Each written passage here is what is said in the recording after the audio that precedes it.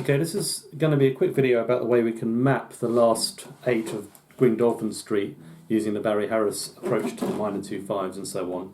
And hopefully you can see how it's very elegant. I'm not going to explain exactly how it works. I've got another video for that, but you can check through my video postings. If you're confused, then probably you need to check out a bit more about this. This is just purely a demonstration of it in action, really. So B minor 7 flat 5, E7, we play an ascending, B minor 7 flat 5, we play an ascending G dominant or Mixolydian scale. Up to the 7th, then we come down, and we change the G to a G sharp to hit the E7, right? Then instead of playing A minor, what we're going to do is we're going to play D7, ascending. Do the same to get this 2/5, right? And then we get a what I think of as a 1/6-2/5. Even though we get that E minor, just because that's the way I normally play it. I kind of see that E minor 7 as being a first inversion C major chord, if you like. So that becomes a standard kind of thing. I might play something like this.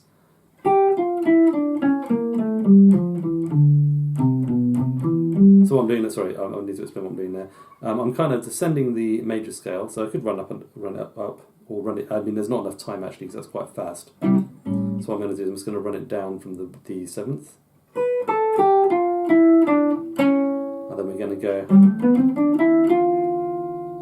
up on the G7 and then back to the C. So let's put this in a slightly better position on the guitar. So I'm going from C major and morphing it into C7 with a raised C. So I'm kind of doing this. I'm going C major, C sharp, diminished 7th, right? But that note there fits the E7 better, so I like it. I mean, I could do it with the B flat, but I think it would sound a bit. It wouldn't sound as good in context. So and then we're going to go. So the whole thing is going to go 3, 4, 1.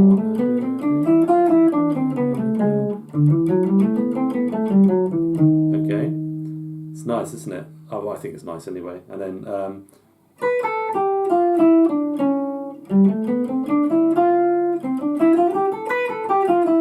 let's do it the backing track so you can hear how it works out against the chords. 1, 2. Actually, I'm not quite sure what tempo it is. I'll just let it play round once.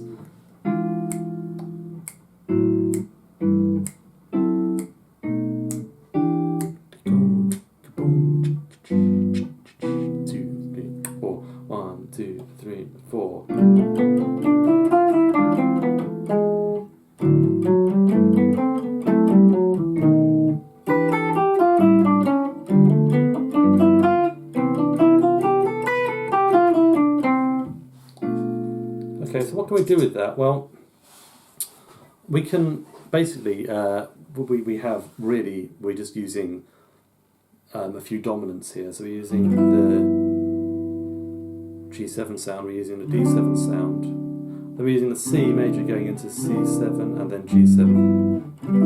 And we're just turning those into diminished by just changing one note within it. So the way we can do that, we can use any of our dominant language that we already know and just make sure to modify the scale by that one note to be able to fit the changes. So I'll give you an example. Here's a honeysuckle rose lick, which belongs to G dominant. So it's so 1, 2, 3, 4. And then we can do this.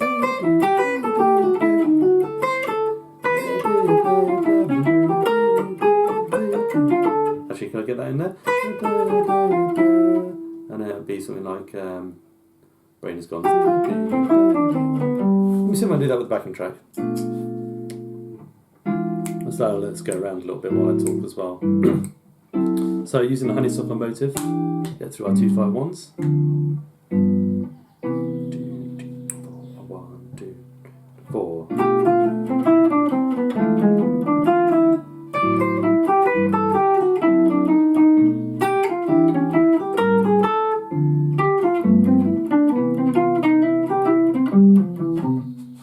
Another thing we can do is we can run scales using the bebop scale. Let's do that a little bit.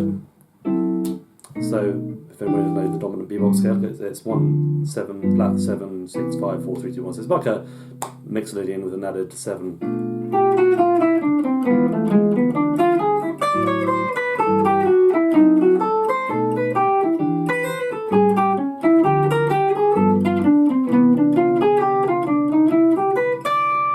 That kind of thing, right?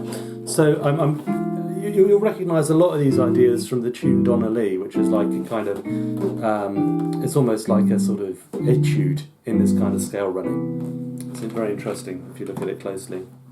Now, another thing, I'm not going to do the backing track because I'm not very good at it, to be honest, is it becomes possible to run a scale all the way through the progression. Now, the problem with this, for me, is that I run out of notes. So I'll just give you a demonstration. I'll start with the G, and we're going to use the so-called bebop dominant scale, so we're starting on the G on the beat. So we go.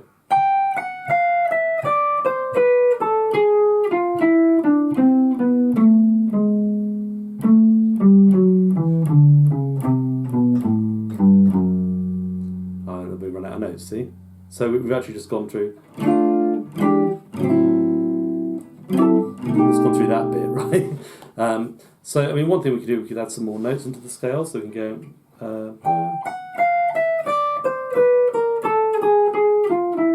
Oh man, that's not going to work.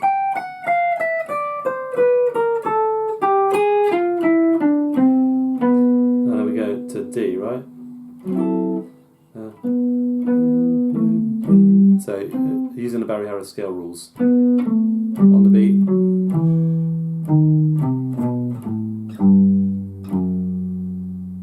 And then we end up on that note.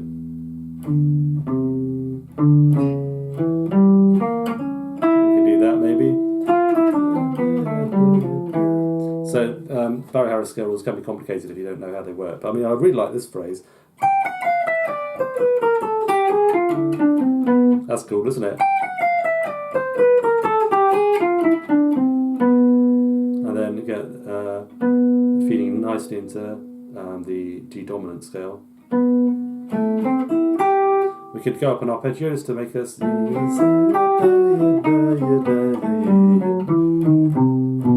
then.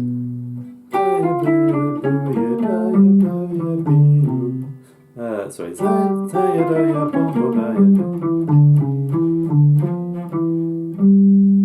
don't know. You know, these are all ideas. And then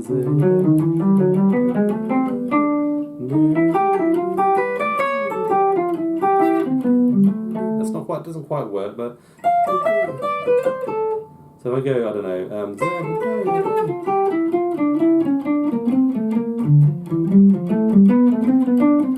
trying it in thirds. I mean, we try this. It's probably easier with this bit, isn't it? And then to the D. It's descending. Sorry. Okay, that's really nice. I like that.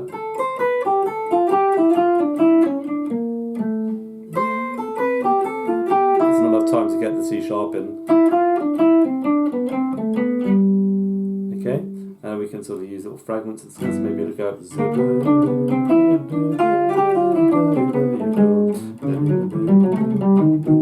Oh, that's not great. But I mean, hopefully you appreciate right away that I'm starting to come up with lines that, you know, that kind of go through the changes, and I can use different things. I'm using like thirds. I can use substitute arpeggios. That's a nice way to do it. So, for example, if I'm going from here, I can use maybe the F major seventh, so D, and then it's that's a sound I'm particularly fond of. Let me just do it with the backing track. Sorry, a bit faster. 2,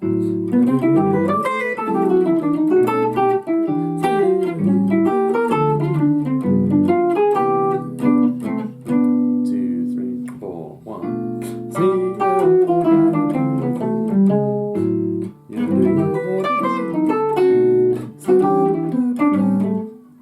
You know, if I was trying to,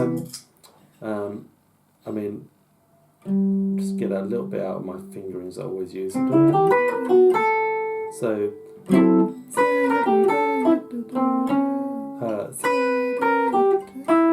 I I know the interesting thing about the flat 7 sub is that if I, for example, if I do it on a, you'll notice that it doesn't contain the altered note. It doesn't contain that. Doesn't contain that note, but I can go down to the, you know.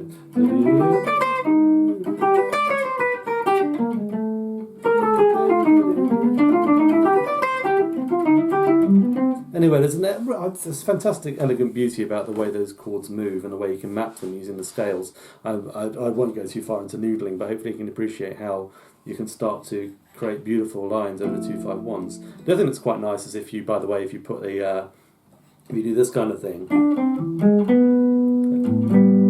over the minor chords. So, for example, if I go 1, 2, 3, 4, zing. Oh no, sorry, it doesn't work with that line. And then you can do the same thing as a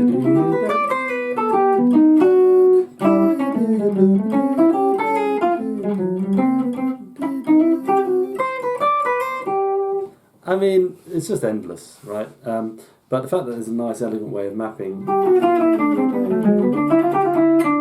and then, you know,